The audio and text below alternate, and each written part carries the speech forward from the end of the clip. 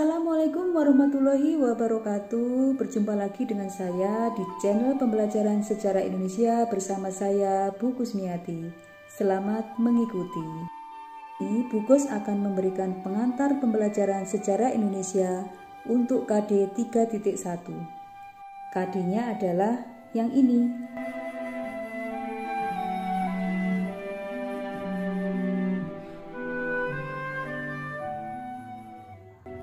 Pada video pembelajaran ini, saya akan memberikan pengantar tentang latar belakang kedatangan bangsa Eropa ke dunia timur dan petualangan, penjelajahan, dan perebutan hegemoni.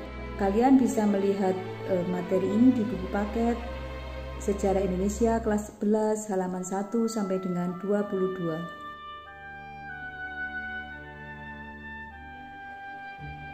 Baik, sekarang akan saya berikan pengantar latar belakang kedatangan bangsa Eropa ke dunia timur. Yang pertama adalah penemuan teori oleh Kopernikus yang didukung oleh Galileo Galilei yang menyatakan bahwasanya bumi itu bulat. Jadi, sebelum adanya penemuan teori tersebut, orang Eropa percaya bahwasanya bumi itu tidak bulat, tapi datar seperti roti tawar. Sehingga mereka tidak berani bepergian terlalu jauh. Kenapa? Karena mereka percaya kalau mereka bepergian terlalu jauh, kan mereka akan jatuh. Karena bumi ada ujungnya, jadi kalau sudah sampai di ujung bumi, mereka akan jatuh. Akibatnya, orang Eropa tidak berani bepergian terlalu jauh. Dengan ditemukannya teori bahwasanya bumi itu bulat, maka orang Eropa percaya bahwasanya kalau mereka pergi ke arah timur terus, maka dia akan sampai di tempat semula. Kenapa? Karena bumi itu bulat. Yang kedua adalah adanya penemuan kompas. Dengan ditemukannya kompas, maka mereka yang melakukan pelayaran tidak akan mudah tersesat. Jadi mereka kalau melakukan pelayaran dari satu tempat, misalnya dari Portugis ke arah barat, terus sampai suatu saat dia akan kembali ke tempat semula. Kenapa? Karena ada kompas. Jadi penemuan kompas menjadi salah satu latar belakang kedatangan bangsa Eropa ke dunia timur.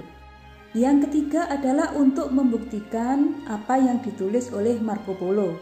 Jadi Marco Polo itu sebelum abad-abad pertengahan sudah mengadakan penjelajahan samudra, dan Marco Polo itu wartawan pertama di dunia. Jadi Marco Polo itu mengadakan perjalanan, kalau sampai di mana saja dia akan menulis apapun yang dia lihat.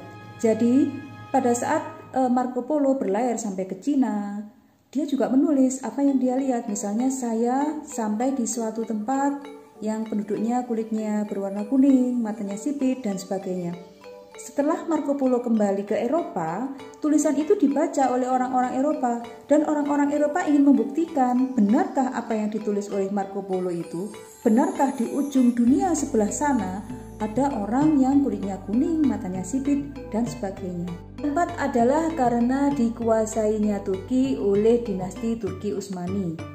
Jadi dulu sebelum Turki dikuasai oleh dinasti Turki Utsmani, orang-orang Eropa, terutama orang-orang Portugis, kalau membeli rempah-rempah itu dari Konstantinopel, Turki. Tetapi setelah Turki dikuasai oleh dinasti Utsmani, orang-orang Portugis tidak diperbolehkan lagi membeli rempah-rempah, ataupun ada itu di perdagangan gelap sehingga harganya menjadi tinggi sekali.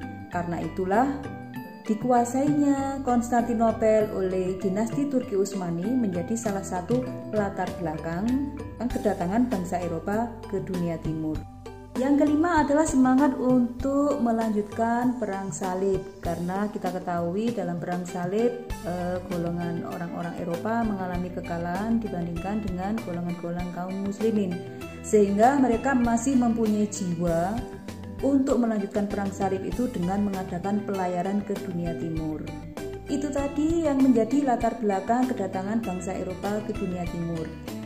Jadi kalian harus bisa membedakan apa itu latar belakang dan apa itu tujuan.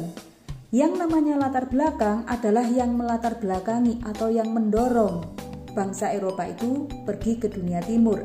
Sedangkan tujuan pasti ada di depan. Jadi setelah ada faktor pendorong latar belakang tadi, mereka punya tujuan. Apa tujuan mereka berlayar ke dunia timur? Tidak lain, tujuannya ada 3. Jadi imperialisme kuno itu tujuannya ada 3, ada gold, glory, dan gospel. Gold untuk mencari kekayaan. Mereka mengadakan pelayaran ke dunia timur, salah satu tujuannya adalah untuk mencari kekayaan. Glory. Tujuan yang kedua adalah glory, mencari kejayaan, keharuman nama, kemasyhuran. Yang ketiga adalah gospel. Jadi alasan ketiga mereka tujuannya adalah untuk menyebarkan agama. Setelah ada tujuan dan latar belakang tadi, berlomba-lombalah orang-orang Eropa, terutama saat itu yang menjadi negara adikuasa saat itu adalah negara Portugis dan Spanyol. Negara pertama yang mengadakan penjelajahan samudra adalah negara Portugis. Setelah itu disusul oleh Spanyol. Mereka berlomba-lomba ke dunia timur dengan latar belakang tadi dan dengan tujuan yang saya sebutkan tadi. Lalu siapa saja Bu yang mengadakan pelayaran ke dunia timur? Tokoh-tokohnya siapa saja? Apakah mereka langsung sukses mencari rempah-rempah karena salah satu tujuannya adalah gold, mencari emas? Saat itu emas itu bisa diartikan kekayaan. Ya, jadi saat itu bisa saya katakan bahwasanya di Eropa saat itu 1 kilo rempah-rempah itu harganya sama dengan 1 ekor sapi sekarang. Bayangkan.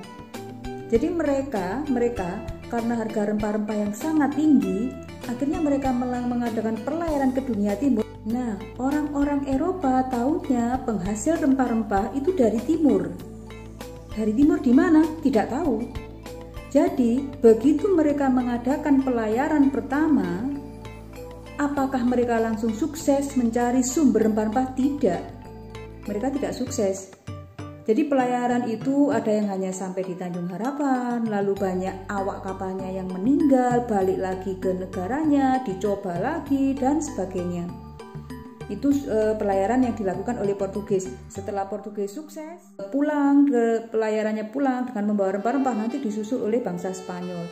Jadi nanti kalian bisa melihat, membaca di buku paket halaman 1-22 siapa saja tokoh-tokohnya, berhasil atau gagal, tokoh-tokoh dari Portugis itu siapa saja, tokoh-tokoh dari Spanyol itu siapa saja. Kalian bisa membacanya sendiri di buku paket. Nah, setelah kesuksesan dua negara Portugis dan Spanyol mencari sumber rempah-rempah, tidak mau ketinggalan, bangsa Belanda atau orang Belanda juga melakukan pelayaran ke dunia timur. Kapan tepatnya orang Belanda pertama kali melakukan pelayaran ke dunia timur dan bagaimana prosesnya? Belanda memang terakhir datangnya, tetapi ternyata merekalah yang nanti akan menguasai Indonesia, menguasai satu demi satu kerajaan, membentuk kongsi dagang yang sangat besar sekali di Maluku, setelah itu dipindah ke Jakarta dan sebagainya. Memang sebenarnya hal seperti ini, penjelasan pengantar seperti ini biasanya saya lakukan di kelas. Saya anggaplah sekarang buku sedang berbicara kepada kalian di kelas, walaupun kalian sekarang berada di rumah masing-masing. Tetapi pada saat kalian melihat videonya Bukus, anggap saja saat ini Bukus sedang memberikan pengantar sebelum kalian membaca materi di buku paket Sejarah Indonesia untuk kelas 11. Kalau ada pertanyaan, nanti boleh disampaikan ke Bukus, baik lewat WhatsApp ataupun lewat Google Classroom, karena di Google Classroom juga ada forum, kalian bisa chatting sama Bukus. Oke, saya rasa cukup sekian pengantar pembelajaran kali ini. Walaupun tidak sesempurna kalau kalian bisa bertatap muka langsung dengan saya di dalam kelas, tetapi setidak-tidaknya apa yang bisa kita usahakan supaya proses pembelajaran ini juga tetap bisa berlangsung. Tak lupa kita juga akan terus tetap berdoa semoga kondisi pandemi ini cepat berlalu cepat berakhir sehingga kita bisa kembali bersekolah seperti sedia kala.